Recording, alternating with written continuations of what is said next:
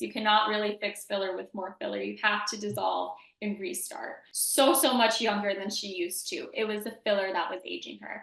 Mhm. So I find that this happens time and time again. Lots of patients coming in asking for a hard reset on all of their filler, and they're forever patients. They're forever patients. They're so happy with what we've done.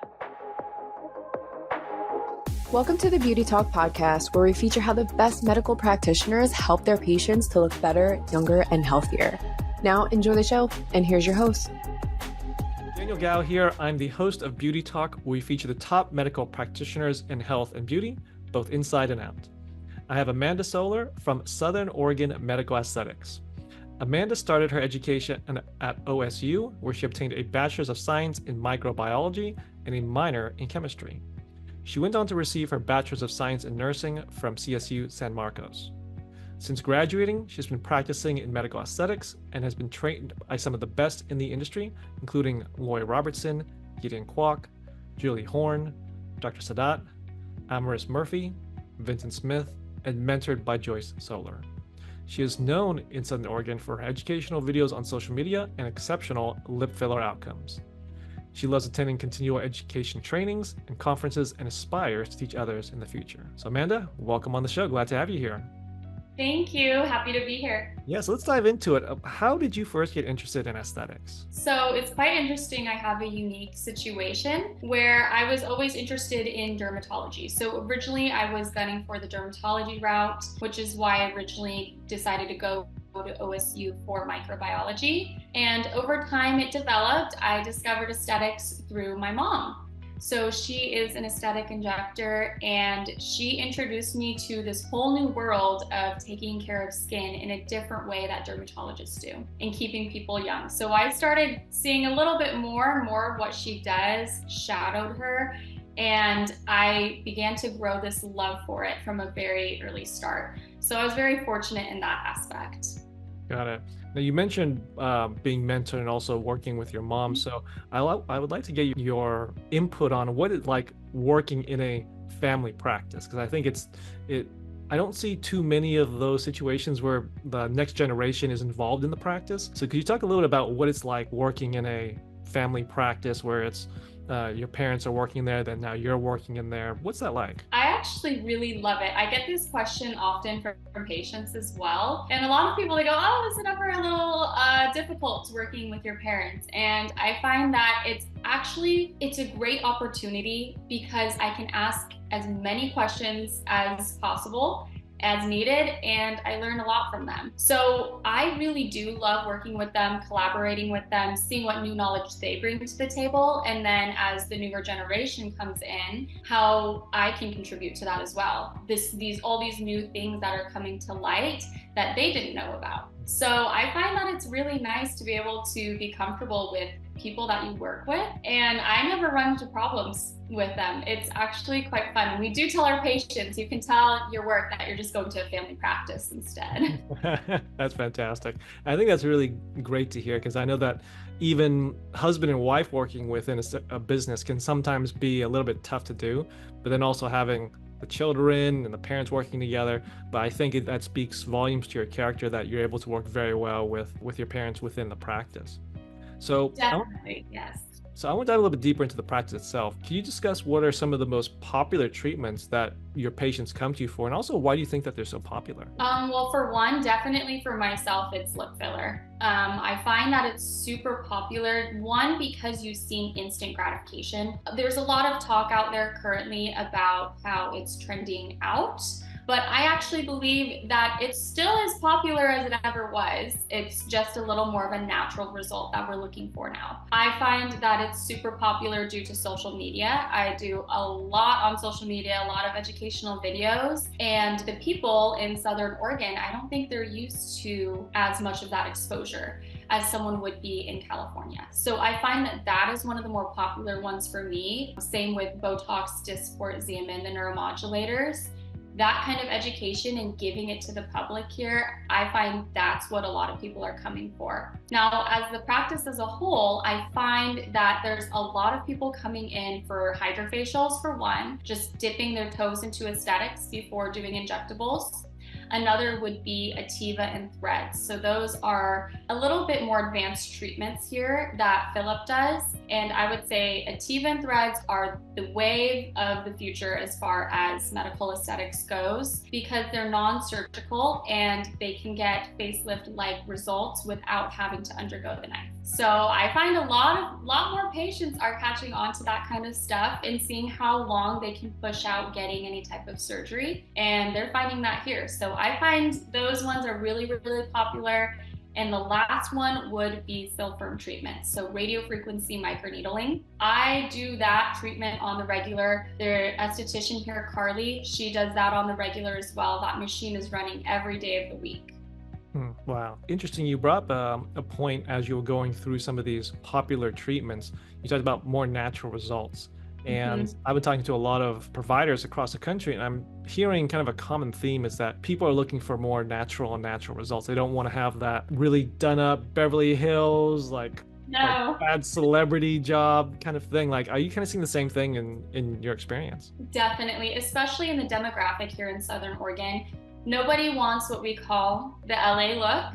I find that they definitely want more of that subtle result where it still looks like them. No one can tell that they've had work done. It's just that subtle rejuvenation over time. I find that a lot of patients actually are coming to me to dissolve old filler that they've had for several years from other practices, and they're really happy with what it looks like after we dissolve. And then we just take the biostimulator route, which is that Silphium RF microneedling, Sculptra, Radiesse, doing those kinds of treatments to boost their skin and ensure that they stay looking ageless. So I find that's where it's heading as far as the direction of aesthetics. And we definitely have a lot of patients requesting the same thing. They don't want others to know they got stuff done. Got it. Now, you mentioned that some of those treatments that it's newer, it's kind of the future, but can you talk about maybe some other new or emerging treatments that you're particularly excited about? Ooh, okay. So one of the ones that I'm excited about is what's called Target Pool. It's a newer device on the market, and we use what we call Clartier skin boosting serums. We can put it into this device and do what we call ice needling. So it takes those molecules of the skin boosters, makes them to go to a really cold temperature, and then lets us penetrate the skin without using actual needles. So they go to a 0.3 millimeter to 0.5 millimeter depth. And I find that patients really like that treatment. Just introduced it to the practice. It's very new on the market. You can see that Lori Robertson, Gideon Kwok, they're on this new wave of it as well. And there's no downtime. Patients really love that. So thinking of treatments like that can help with the skin quality, texture, complexion, I find that is one that I'm really excited about. You can add it on to almost any treatment here. So patients are really excited about that too. Got it. Now, you're talking about some of these newer treatments that you're bringing into the practice. I feel like that's one way that you're differentiating yourself, is always staying ahead of that curve. What's always a better way to help our patients. But could you talk about maybe some other ways of how you guys differentiate your practice from others in the industry? I think, well, that's a very good point. Definitely, it's that newer wave of technology that we're always seeking to bring into the practice here, especially in Southern Oregon. We seem like a smaller niche group, but you'd be surprised with how many people are requesting these newer treatments. As far as differentiating our practice from others, I would say one of the biggest things is the team that we have at SOMA. I find that the assistants, the front desk, everyone here is really working for those patient outcomes, and we get really excited and close with our patients every time they come in. And I've heard time and time again patients commenting on this. They're saying, this was nothing like my experience at X, Y, and Z. This is completely different. I feel like I can be myself with you guys. I feel comfortable. The bedside manner is much better. And I think that's something that a lot of practices are working on now, is a little bit more of the bedside manner when it comes to aesthetic. So I find that's what really differentiates us, is the team itself. And then on top of that, the natural outcomes. Again, going back to that, the natural outcomes are paramount, especially if your patients are referring others to your practice.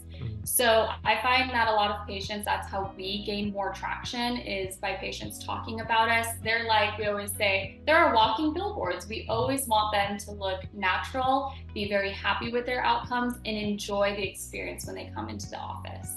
Got it. Now, you mentioned a very important point as far as it's your team, which is a big part of what differentiates you, what makes you successful.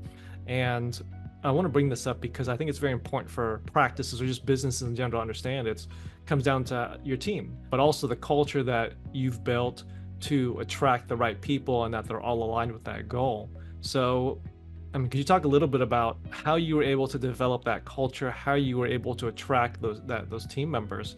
Because, just like you said with your patients, a lot of them have not had an experience like this. So what did you do differently to make sure that you attracted the right people to your team to be able to give that amazing experience to your patients? Well, I find that each member of our team, we've known them beforehand. And I think that's really important going into the hiring process, is knowing them. Either they're a patient of yours prior or you knew them personally through someone else.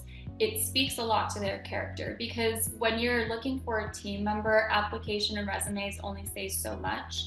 But when you can know them as a person, it's completely different. You already know their values. You don't have to kind of suss that out and try to find out what they're about. So that's a little bit different about our team, is that we already knew these people beforehand, and when we hired them on, they became a little bit more like family. So I find that that's very, very helpful, because even though a lot of practices we focus on the providers, the provider result, the whole team together is what makes the experience for the patient. And I find that a lot of people comment on that. Yeah, the front desk is really, really nice. They helped me the entire process through. They were really great on the phones. Knowing who is going to be that face when people first walk in and when they check out is really, really important. And same with our assistants. They are amazing. I cannot speak more highly of them. They are amazing with our patients, prepping them for procedures, and also just walking them through, keeping them calm. I find that patients connect with them a lot too. So it's not just the providers in the practice. And I find that sometimes patients comment on that as well, that the previous practice that they've been to, it was all about one person, it was a one-person show, but here it's about everybody. Got it. Okay, great way to explain that.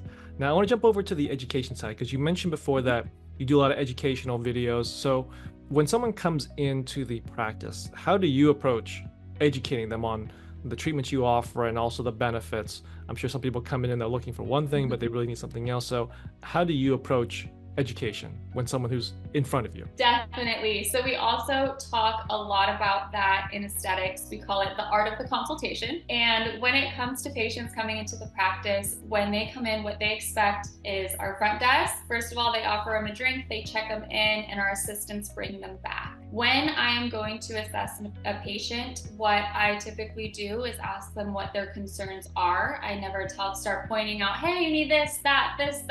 That's not what they're wanting. They're wanting to address their concerns.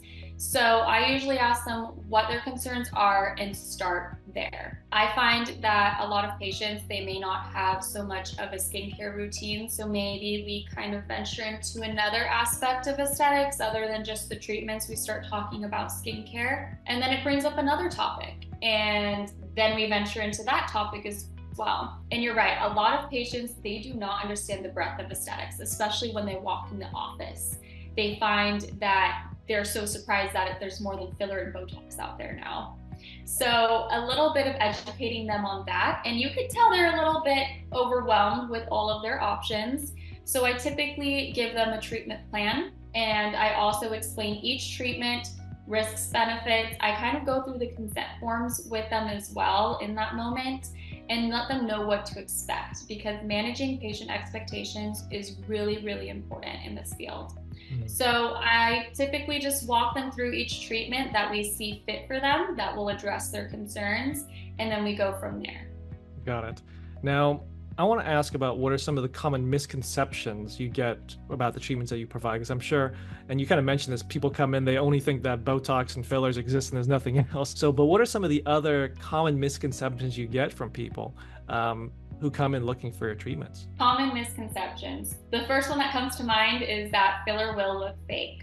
So I get that so often. People are very nervous about getting any type of filler treatment done. And we always tell them the best filler should be more undetectable.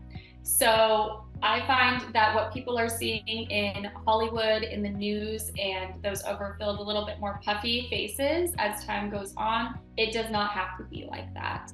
We are very conservative with what we do here as far as injecting filler. And again, we lean on those biostimulators a little bit more. Another misconception is that filler and Botox are the same thing. They are completely two different things. But I often get asked about one of the treatments, like asking for filler in their forehead rather than Botox. And then we do a little bit of patient education there as far as what the differences between the two are. Another one would be, again, Botox is fake. Botox looks fake. And I always kind of veer toward, what do you mean by that? I try to find out what the nitty-gritty, what they're trying to tell me is. So what they usually mean is that they, again, saw in Hollywood stars, they saw it in LA, this very overdone frozen look. And here at SOMA, every single one of the providers that injects, we definitely tailor treatments to each person's own anatomy. It is never textbook, never textbook. We're almost always injecting off-label rather than on-label because everyone's muscles are different. So it does not have to look fake, it can look natural. And I think those are the biggest misconceptions that people have, especially in this area about Botox and filler. Most people you see walking around, they do have Botox and filler and you just don't know it. It's the ones that stick out more, that look a little more unnatural, that give it a little bit more of that bad rap. Got it. Well, thank you for sharing that. I think that clears up a lot of confusion for a lot of people. So I want to dive a little bit more into the actual patient care now. Like when someone comes in, you already have the plan set out for them and you start executing on this plan. So how do you balance between providing a relaxing experience for the patients, but also at the same time ensuring their safety and well-being? Really good question. So one, we always have assistants that check in on us while we're in the room, or they're there physically throughout the treatment. So patient safety is definitely paramount when it comes to patient care. So we do have assistants there in case we need anything, and we can ask and holler for them to go get something in the hallway in our supply room. But the other thing I do with my patients specifically, I like to talk them through the treatment, especially if they're nervous. A lot of patients are, especially if it's their first time dipping their toes into aesthetics. I mean, it's needles usually in someone's face, so that's understandable. But I usually talk them through the treatment. Can you feel this? Can you feel that? Are you feeling comfortable? Do you need something from me? How are you feeling as far as the treatment's going? Do you need to take a peek at how we're doing? Whatever it may be to help soothe them. I find that most of my patients are completely fine throughout their treatments because, again, during the education process, during the consultation, I set really good patient expectations. I walk them through the procedure before I even touch them. So I find that's what really helps with patient care and keeping people calm and not panicked. It's okay, we can push it off. It's no problem at all. There should be no pressure when it comes to this field. Got it.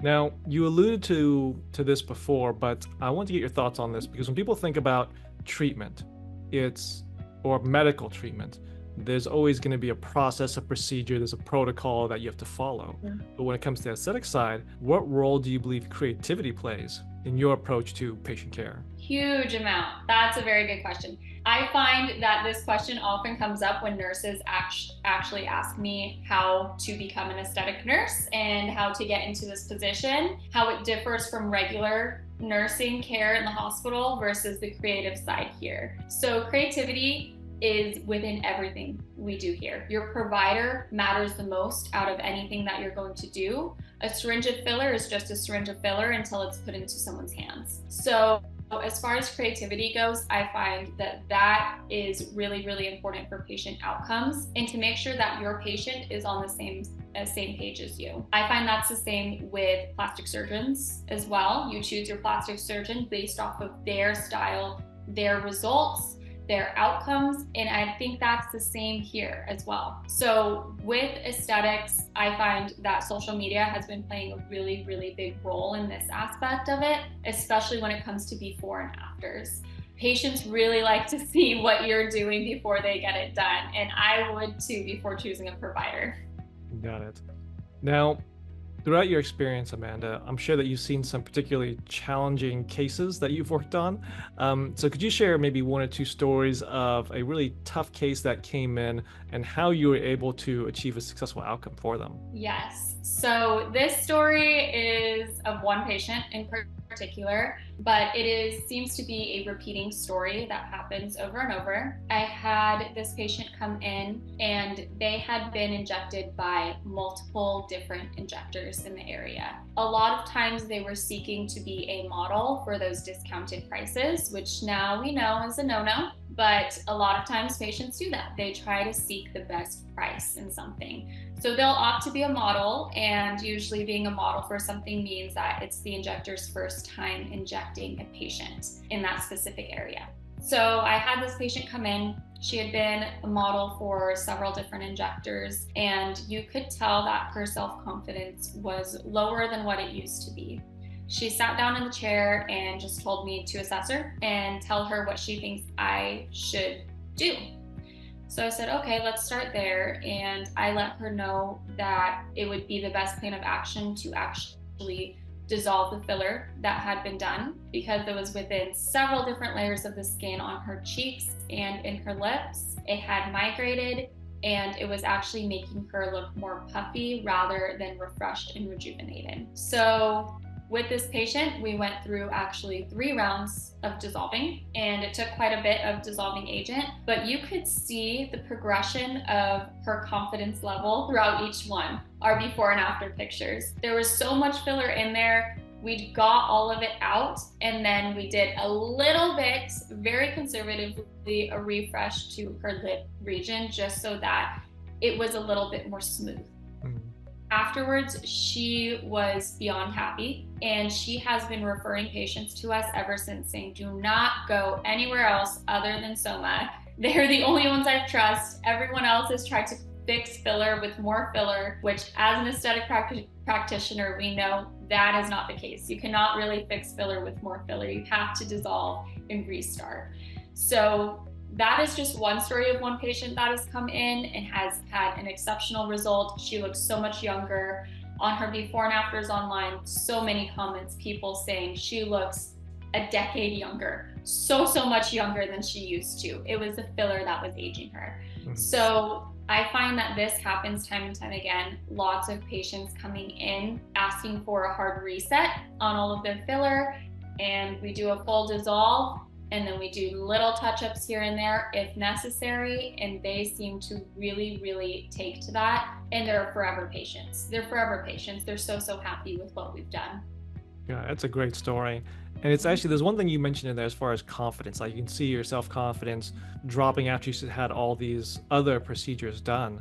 I think that's one thing that, as I've talked to a lot of providers across the country, is that when I ask them about like the tough cases and like how they're able to get successful results, the common theme is that after we got them the successful result, it's their confidence came back. Just emotionally, they were just so much better. And I think that's one thing that a lot of people have a misconception on in the aesthetics industry. I think a lot of people look at aesthetics and they think, oh, it's just for vanity, it's just for looks, but they discount very heavily that it's about confidence. It's about the emotional effects that people have once they go through this. And so you kind of hit that as far as the story you told. This changed her emotionally so much, like really turned things around for her. I think that that's one part that a lot of people miss when it comes to aesthetics.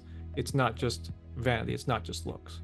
There's a lot more that goes behind it. Okay, so Amanda, where do you think the future of aesthetics is going? I really think, again, when we think of aesthetics going in the future, it's definitely that more natural aging. We even see it on social media, people talking about how well Anne Hathaway has aged over the years, and it is not that she's doing nothing or that she's rubbing olive oil on her face like J-Lo says, but it's actually these very subtle changes with their injectables, and they're naturally restoring the volume in people's faces without looking overdone. So I think a lot of it is definitely heading in the biostimulatory area. So again, that Silpharm RF microneedling, talking about Ativa, we're talking about collagen induction with Sculptra or Radiesse. Doing those types of things seem to be really catching the public's eye. I find that it's not even the future of aesthetics, it's now. It's happening now, where people are asking for less fillers and they're asking for more of these rejuvenating aspects of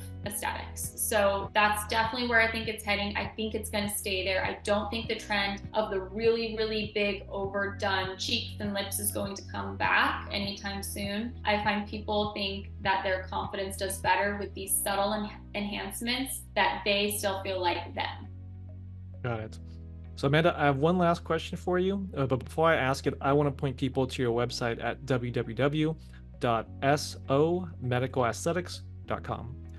Now, last question is, what do you think is the most important piece of advice you can give to someone who's thinking about getting a aesthetic procedure done, but isn't sure which provider to choose? I would say that's a good question. Do your research. Doing research on providers is absolutely necessary, just like you would if you were going to a plastic surgeon for a nose job or a breast augmentation. Looking at their before and after results online, looking at their education, questioning these things, seeing if they do continuing trainings, because if they do, that will show online, that will show on social media, absolutely. So if you're going to go to a reputable injector, 1, word of mouth is super important, 2, checking them out online is super important, and 3, checking those credentials and the educational background that someone has. I find all 3 of those. If you look for all 3 of those, you will absolutely find an aesthetic provider that fits your style and what you're looking for. Excellent. Well, there you have it, Amanda sharing her expertise. So Amanda, where can people contact you in your practice? They can contact us at 541-472-3223. They'll get the lovely front desk ladies through there. You find us in Grants Pass, Oregon. We're in the Southern Oregon area. And we're also online on Instagram. So our practice's Instagram is SOMA_GP. And mine is Amanda the Aesthetic Nurse. Awesome. Well, great. Thanks for being on the show and sharing your message, Amanda. Thank you so much for having me, Daniel. Thanks for listening to the Beauty Talk podcast. Any questions, please contact the practice directly with the contact information provided during the show. We'll see you again next time. Bye for now.